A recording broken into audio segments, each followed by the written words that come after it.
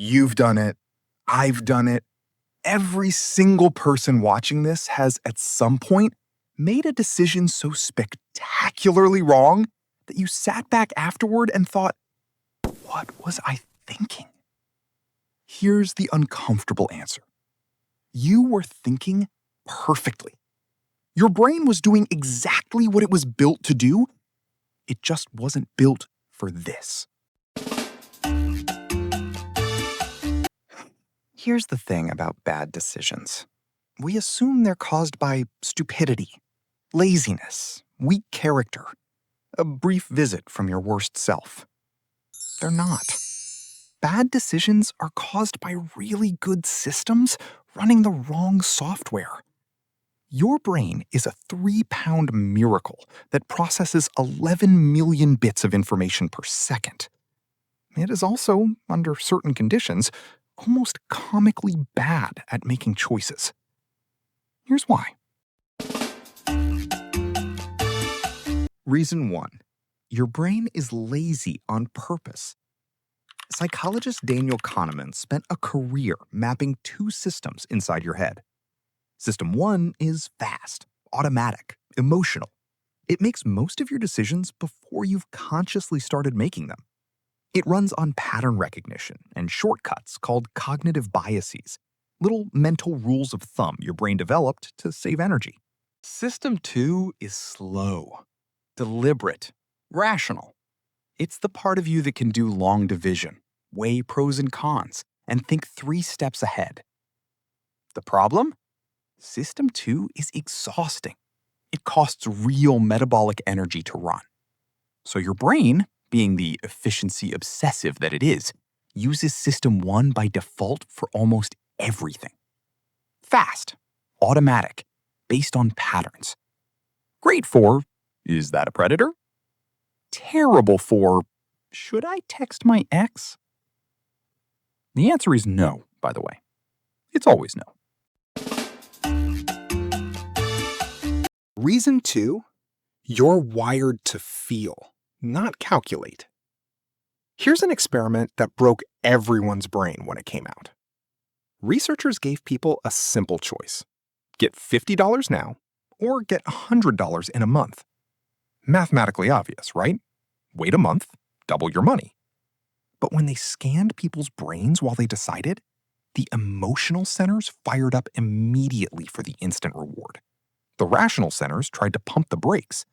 And more often than not, instant $50. Every time. This is called present bias. Your brain weights the present about 5 to 10 times more heavily than the future. The future you is practically a stranger. The present you is right here and wants the thing. This is why diets fail on day 3. Why you start a savings plan and abandon it for concert tickets. Why the phrase, "I'll deal with it tomorrow," has caused more human suffering than most recognized disasters. Tomorrow you sounds like a responsible adult. Today you is in charge. This is the one that stings a little. Ready? 93% of drivers believe they are above average drivers. Mathematically, impossible. This is called the Dunning-Kruger effect. The less you know about something, the more confident you feel about it. Genuine experts tend to second-guess themselves constantly. Beginners feel great. There's a beautiful little graph where confidence peaks early, crashes when you realize how much you don't know, and only slowly recovers as you actually develop skill. The most dangerous moment in any decision? When you feel absolutely certain. That certainty is a signal. It means you've probably stopped asking questions. And there's a companion to this one. Confirmation bias. Once you've decided what you want to do, your brain quietly starts collecting evidence that you're right and binning the evidence that you're not. You're not evaluating information anymore. You're building a case for a verdict you already reached. Your brain, lawyer, judge, and jury. All for the same client. Conflict of interest noted, ignored. You know what's genuinely alarming?